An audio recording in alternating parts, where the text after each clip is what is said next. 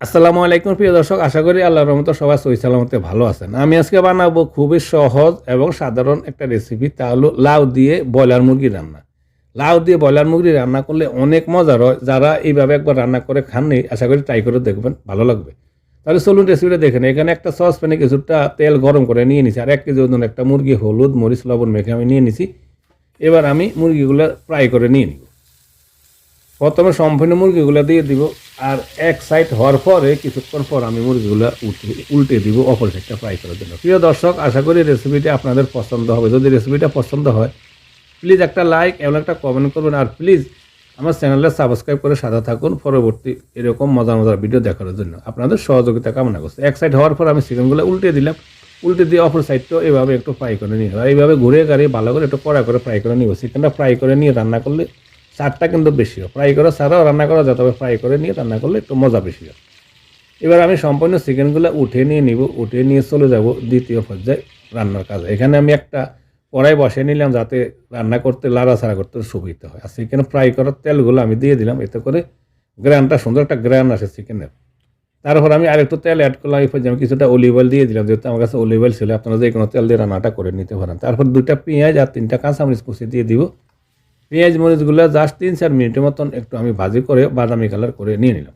পেঁয়াজ মরিচগুলো অলরেডি বাদামি কালার হয়ে গেছে, দেখুন কালার এসে গেছে। এবার আমি দিয়ে দিব আধা টেবিল চামচ রসুন বাটা, আর আধা টেবিল চামচ দিয়ে দিব আদা বাটা। 10-15 সেকেন্ড আদা রসুনগুলো একটু এভাবে একটু ফ্রাই করে নিব, যাতে করে আদা রসুনের কাঁচা গন্ধটা দূর হয়।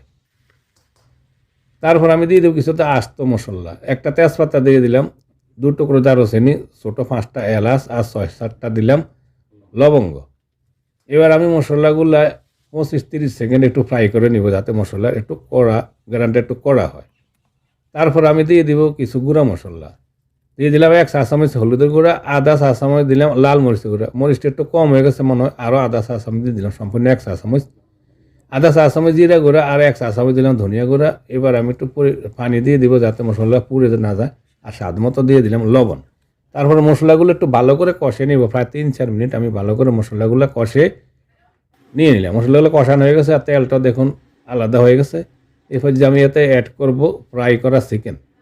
ফ্রাই করা চিকেন দিয়ে আমি মশলার সাথে ভালো করে নাড়াচাড়া দিয়ে মিক্স করে নিব, যাতে পুরো মশলাটা চিকেনের সাথে লেগে যায়।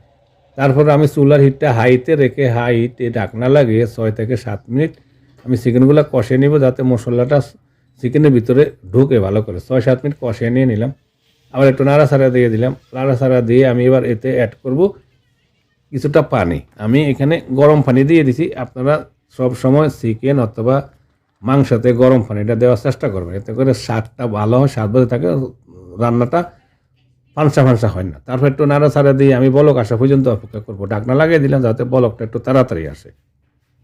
তারপরে কিছুক্ষণ পর বলক আসার পরে আমি চলে আসলাম, বলক এসে গেছে দেখুন। একটু নাড়া দিয়ে দিব, আর আমি এবার এতে অ্যাড করব লাউ। আমি একেবারে ছোটো কষি একটা লাউ নিয়ে নিছি, লাউগুলো একটু এইভাবে ছোটো টুকরা করে কেটে নিয়ে নিছি। আমি চিকেনটা প্রথমে ফ্রাই করে তারপর কষিয়ে নিয়ে নিছি। লাস্ট পর্যায়ে লাউটা দিয়েছি, তো লাউ একেবারে কষি সহজে গলে যায়, যাতে চিকেনের লাউ একেভাবে গলে বেশি একেবারে নরম না হয়, তাই আমি লাউটা লাস্টে দিয়ে দিলাম। আর নাড়াচাড়া দিয়ে এই পর্যায়ে চুলার হিটটা হাই থেকে মিডিয়াম হাই করে দিব, মানে হাই থেকে একটু কমে দিব, মিডিয়াম হাই করে দিয়ে ঢাকনা দিয়ে আমি প্রায় 20 মিনিটের মতন রান্না করে নিয়ে নিব।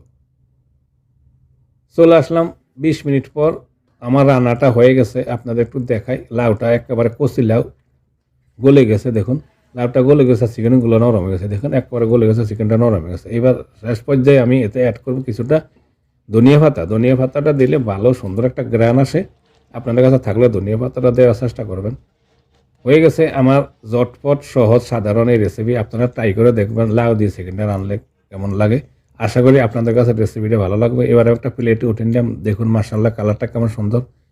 প্রিয় দর্শক, রেসিপিটা যদি ভালো লাগে আমার চ্যানেলটা সাবস্ক্রাইব করে আমাকে সাপোর্ট করুন প্লিজ। সবাই ভালো থাকুন, সুস্থ থাকুন, আবার দেখা হবে ইনশাল্লাহ অন্য কোনো সময় অন্য কোনো রেসিপিতে। আল্লাহ হাফেজ।